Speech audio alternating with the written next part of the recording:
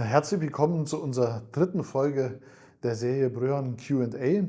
Hier im Bröhan Museum anlässlich der Ausstellung Karl Hagemeister Das Ende der Malerei, anders, das Ende der Malerei Karl Hagemeister und die Malerei heute.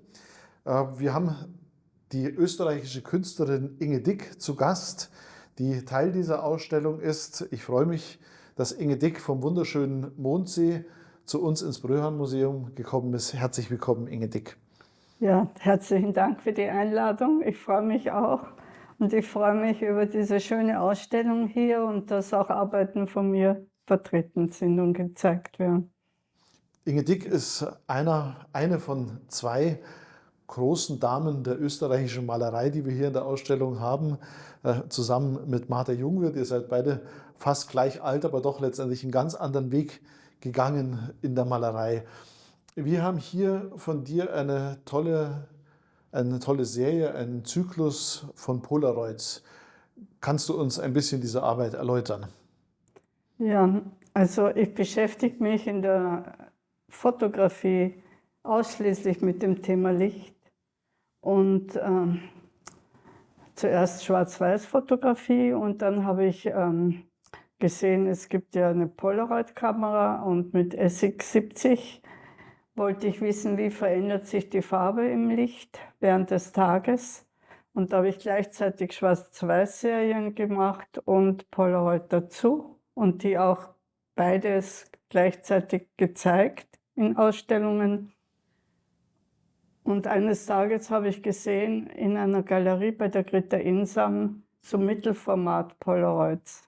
Und da habe ich mir gedacht, oh, das muss mir unbedingt gelingen und bin damals nach Offenbach gefahren, weil die Kamera stand in Offenbach und habe dem Jan Nitzto, der die Kamera betreut, erzählt von meinem Vorhaben und dass ich ihn bitte, zu mir ins Atelier zu kommen.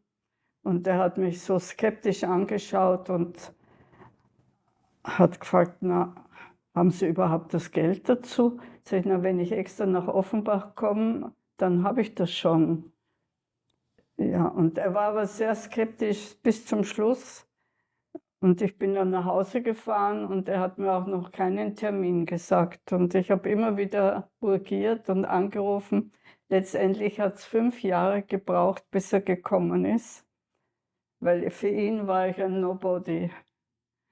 Und wir sind am Abend bald einmal schlafen gegangen, weil wir schon um 3 Uhr aufgestanden sind in der Früh, da wir ja nicht wussten, wie reagiert das Filmmaterial in meinem Atelier. Ich wollte haben, dass meine weiße Fläche fotografiert während des ganzen Tages.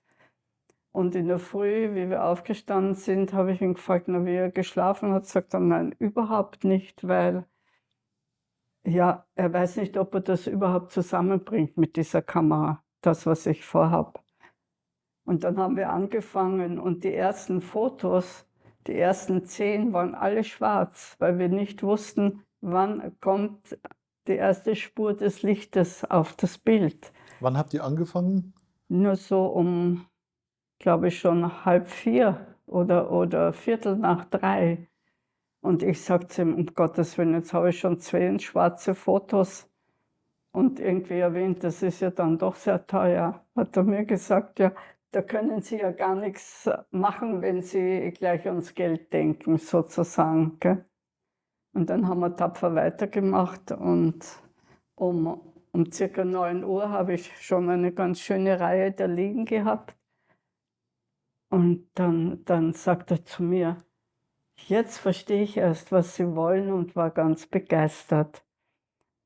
Und da hat er dann gleich gesagt, im gleichen Atemzug, jetzt brauchen Sie nicht mehr 5 Jahre warten. Ich komme, wenn Sie mich brauchen. Also er war wirklich sehr beeindruckt, hat gesagt, das hat noch niemand gemacht, weil jeder packt in die Polaroid so viel rein, gell? Er will viel zeigen, weil es einfach ein teures Unterfangen ist.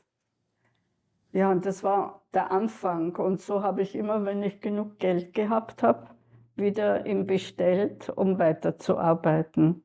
Und diese Serie hier vom 22. Juni Das sind ungefähr eine Stunde gegen Abend um 19:56 bis 21:11 Uhr, also das sind eine Stunde und 12 Minuten.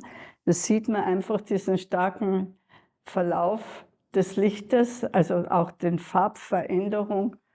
Und das ist für mich immer sehr beglückend gewesen. Außerdem ist es auch so schön, mit Polaroid zu arbeiten, weil nach 80 Sekunden sieht man das Ergebnis. Und man ist total konzentriert und bei der Sache. Das ist auch ja, aufregend und spannend und der Tag vergeht wahnsinnig schnell. Und das war auch eine weiße Fläche, Ja, die in hier, meinem Atelier. die gleiche weiße Fläche war das immer die gleiche weiße Ja, Fläche? In allen Serien? ja, Ah ja. ja. Und die letzte Polaroid-Arbeit habe ich gemacht 2006. Das war von einer roten Fläche. Mhm. Und noch dazu, bei Polaroid ist der blaue Teil des Lichtes nicht rausgefiltert. Schon nicht beim kleinen SX70 und bei den großen auch nicht. Und jetzt kann man dadurch den blauen Teil des Lichtes besser festhalten und das macht die ganze Arbeit spannender. Wir sind ja hier zu Gast in der Karl-Hagemeister-Ausstellung. Also Karl Hagemeister hat letztendlich via uns Künstler der Gegenwart eingeladen, mit ihm in Dialog zu treten. Karl Hagemeister war Maler, hat auch fotografiert. Du bist ja eigentlich auch Malerin. Ja, Du bist ja eigentlich, hast nicht als Fotografin begonnen. nein, Worum geht es in deiner Malerei? um das Licht. Also früher, ich habe schon mit 15 Jahren mein erstes Ölbild gemalt und da waren die Farben natürlich kräftiger und es waren Landschaften und Porträts. Und diese Farbpalette wurde immer weniger bunt und immer ruhiger, auch die Striche und so weiter mit dem Pinsel. Und ich habe zum Schluss mehr Landschaften gemacht, auch sehr abstrahierte. Und mit 22 hatte ich einen Auftrag, für ein Wohnzimmer ein Bild zu malen und habe Entwürfe gemacht dafür.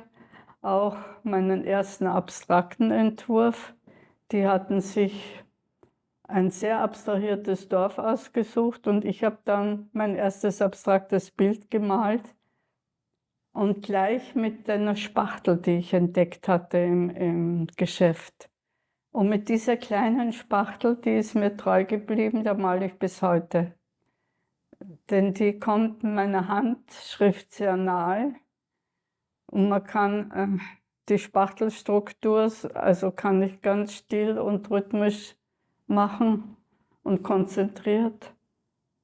Und das geht mit einer größeren Spachtel auch nicht so gut. Ich habe das ausprobiert. Und so ist meine Farbpalette immer weniger und weniger bunt geworden, bis ich viele, viele Jahre nur mehr mit Spuren von Kobaltblau und Ultramarin verwendet habe. Und später kam dann bisschen Rot und Grün und Violett, aber minimale Veränderungen. Also da geht es mir auch um die Wahrnehmung. Also weiß ist die Grundlage Ja, und in dieses Titelweiß. Weiß kommen minimale Spuren Ja, von anderen Farben. ja. Und warum ausschließlich dieses Weiß? Ja, weil das für mich das Licht am stärksten symbolisiert. Und durch die Spachtelstruktur gibt es eine Struktur, die auch das Licht, je nachdem von wo es kommt, anders bricht. Da entsteht dann, also für mich, wie so ein, kann man es vergleichen, wie ein Flimmern oder wie die Blätter im Wind säuseln, von Birken zum Beispiel. Das ist so, ist für mich mehr Lichtmalerei geworden.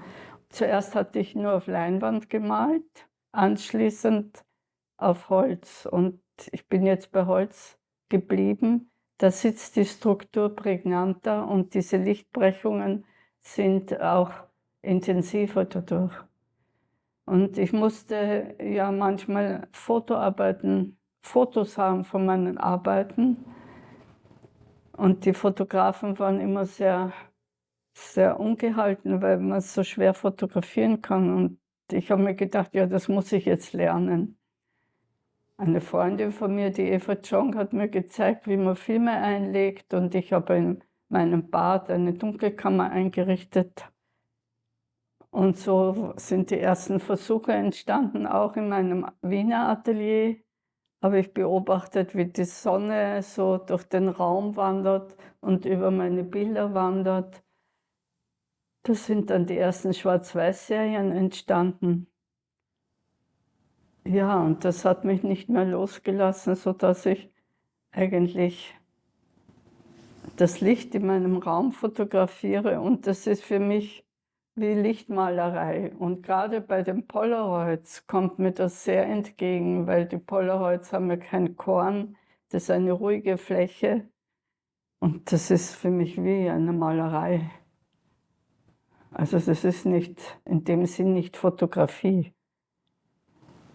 Das ist direkt eine Frage, die ich dir stellen wollte, ob man nicht eigentlich eher bei deinen Polaroids von Malerei mit anderen Mitteln sprechen kann. Ja, ja. Also für mich sind die ganzen Polaroid-Arbeiten Malerei. Also Lichtmalerei, Ja, Geschenke des Lichtes, ja. kann ich sagen. Und auch meine neuen fotografischen Arbeiten, das sind, die ich mit der digitalen Filmkamera gemacht habe, von der weißen Fläche. Da malt das Licht. Das ist einfach so ein Wunder, diese Farbigkeit. Da bist du ja dann eigentlich ganz nah dran auch an den Impressionisten und damit natürlich Ja, auch an der Malerei Karl ja, Hagemeister, der ja auch eine große Begeisterung für das Licht hatte und eben für das Spiel des Lichts auf den Objekten und damit natürlich ein Spiel oder ein Dialog aus Licht und Farbe. ja, ja, ja. Das, ich bin auch ganz überrascht über die Ausstellung und wie gut du das zusammengestellt hast mit, mit den heutigen Künstlern, die Vergleiche. Das ist fabelhaft. Und warum ging es mit den Polaroids nicht mehr weiter? Ja, weil Polaroid in den Konkurs gegangen ist. Zum Schluss hat ein Künstler, ein Fotograf, der Colbert, sehr viel Material gekauft und die Kamera gekauft und die in New York aufgestellt und riesige, also diese Boston Polaroids gemacht hat. Und zwar hat er Filme gemacht, wie er zwischen Walfischen schwimmt oder wie ein Kind einem Elefanten aus einem Buch was vorliest oder wie ein Vogel vorbeifliegt beim Gesicht einer Frau. Und aus diesen kleinen Filmsequenzen hat er die groß vergrößert und im Polaroid abgebildet, hat dann, das ist für ihn ein Geheimnis, das darf ich jetzt nicht verraten, so gedruckt, dass man kaum erkennt, dass es ein riesen Polaroid war. Da hat er dann sehr viele Arbeiten gemacht und ich bin mit der Renate Bender auch zu ihm nach New York ins Atelier, weil ich noch gehofft habe, also große Polaroids zu machen. Aber er hat gleich gesagt, na, das geht nicht, die Kamera ist viel zu ungenau und das geht nicht. Also er wollte nicht mehr. Und wie dann er das ganze Material aufgebraucht hatte, hat er die Kamera abmontiert und ich weiß nicht, wo die gelandet ist. Wahrscheinlich in einem Museum. Das ist natürlich auch eigentlich ein Phänomen in der Kunstgeschichte, dass es Werke gibt, die so nie wieder herstellbar sind, Ja, ja, weil es die Technik einfach nicht mehr gibt. ja, ja. Das Schöne ist ja bei Polaroid auch, weil das sind alles Unikate. Mhm. Das ist wirklich auch noch ein Plus. Und wie viele Serien hast du insgesamt von den Polaroids gemacht?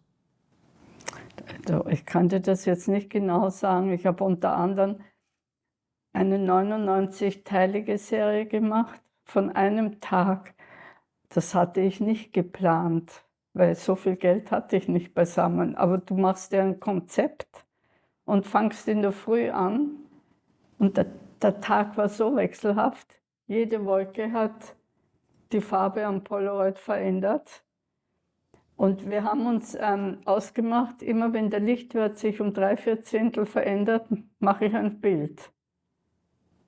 Und der ganze Tag war so wechselhaft, also musste ich immer fotografieren. So sind 99 Polaroids entstanden. Und ich habe schon so in weiser Voraussicht mit der Renate Bender, mit meiner Galeristin und damals mit Robert Walser und auch mit der Linde Hollinger gesprochen, ob ich nicht eine Subskriptionsauflage mache, dass man sich 2 Stück zu einem besonderen Preis aussuchen kann zur Finanzierung dieses Projektes. Das ist glücklicherweise gelungen, weil zwischendurch konnte ich dann immer für die Subskription Fotos machen. Ja, das war ein wahnsinniger Tag. Das ganze Atelier ist voller Bilder gelegen, weil die müssen ja 2 Stunden mindestens trocknen, bevor man sie zusammenlegt. Mein Mann hat uns das Essen raufgebracht. Wir haben ja überhaupt keine Zeit gehabt, zwischen der Stiege durchgeschoben. Ja, das war die größte Serie. Dann habe ich eben mehrere 20-teilige Serien gemacht und eine 29-teilige Serie, also die letzte von einer roten Fläche. War auch sehr spannend, da Aber das es Licht sich gibt auch verändert. Einzelbilder, wie diese Wolkenserie Ja, oder die Wolkenbilder, die da die haben wir haben. die Kamera hinunter ans Ufer vom See gestellt und das ist in den Himmel, also gerade in der Senke der Berge, konnte man die Kamera so kippen, dass ich also keine Berge hineinbekommen habe, nur den Himmel. Und das sind eigentlich 2 einzelne Arbeiten mit den Wolken. Ich habe nicht sehr viele Arbeiten über Himmel und Wolken, aber in dem Fall passt es ja sehr gut. Mhm. Aber im Film spielt dann der Himmel wieder eine große Rolle in Ja, deinen Filmprojekten. natürlich, weil der das Licht ins Atelier bringt. Ähnlich wie Hagemeister gibt es bei dir immer Malerei und Film und Foto gleichzeitig, oder? Das heißt, Mehr oder minder. Die Malerei ist mehr im Winter, da es Ölmalerei ist. Und wenn ich im Sommer male, bei uns sind jetzt am Land so viele Mücken, die fliegen alle zu den Bildern wegen des Leinöls. Und dann picken sie drauf und die Arbeit ist umsonst. und du hast gerade gesagt, dass das ja ruckzuck ging mit diesen Polaroid-Aufnahmen. Ja, Wie lange dauert bei dir ein Bild, ein gemaltes Bild? oh. Also das, je nachdem, wie groß es ist, mindestens bei größeren Bildern, zum Beispiel 1,20 mal 1,20, größer kann ich es nicht, oder 1,80 mal 60. Das muss an einem Tag alles fertig werden, weil man merkt, wenn ich am nächsten Tag weitermal an dem Trocknungsprozess des vorhergehenden Gemaltes, dann womöglich einen Unterschied. Und da muss ich einfach dann, ja, ich kann, wenn die Farben aufgetragen sind, es sind ja 2 Arbeitsprozesse, auch mit Kunstlicht weiterarbeiten, weil ich habe ja ein Konzept und wenn das mit den Farben stimmt, geht das. Bei Tageslicht oder bei Kunstlicht? Ja, ja. Aber es muss an einem Tag fertig sein.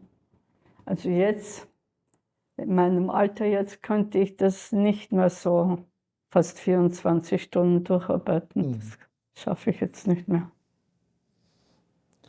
Bei Werden die deinen, Bilder kleiner und mehrteiliger, dann kommt man auch zu großen Arbeiten.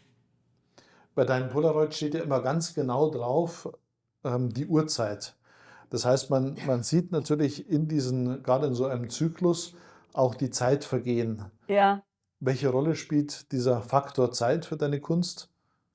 ja, in dem Fall ist es ganz wichtig, denn die Betrachter könnten sich doch denken, ja, da hat sie halt irgendwas fotografiert und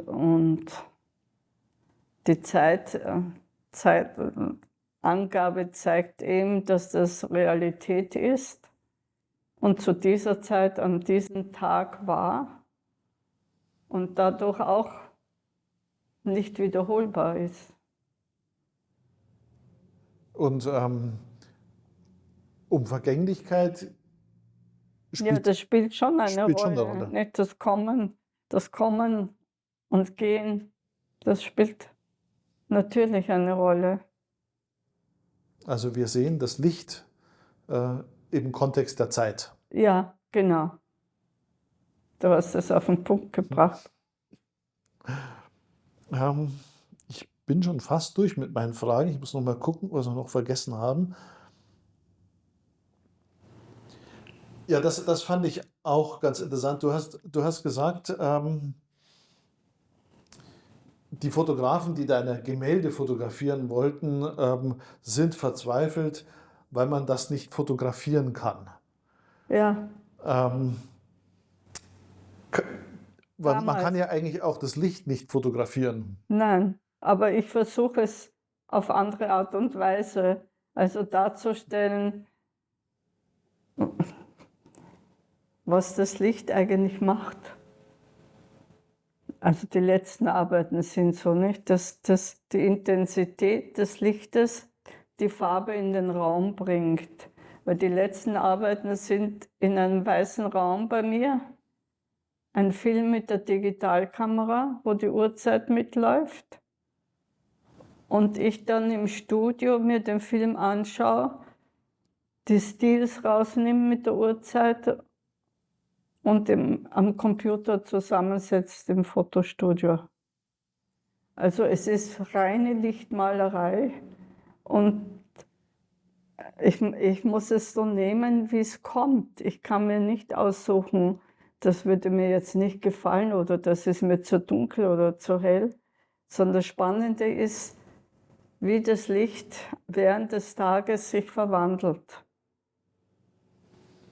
Eigentlich macht ja das Licht alles sichtbar. Ja, Du ja. hingegen machst das Licht selbst sichtbar. Ich versuche es so gut ich kann, aber die letzten Arbeiten, ich empfinde sie als Geschenke des Lichtes für mich. Ich, ich wäre eigentlich so nie drauf gekommen, solche Zusammensetzungen zu machen, wo ich weiße Bilder male, ist das für mich ja enorm bunt. Aber so ist es. Das ist schon sehr spannend und ein Geschenk. Geschenke des Lichts, das Ja, ist letztendlich genau. die Verbindung zwischen Inge Dick und dem Impressionismus, der Malerei von Karl Hagemeister. Deswegen glaube ich, Inge, war es perfekt, dass du hier in diese Ausstellung mit hineinpasst und natürlich dazugehörst und eine wunderbare Ergänzung oder ein wunderbarer Konterpart zu Karl Hagemeister, dessen Modernität wir in dieser Ausstellung darstellen wollten.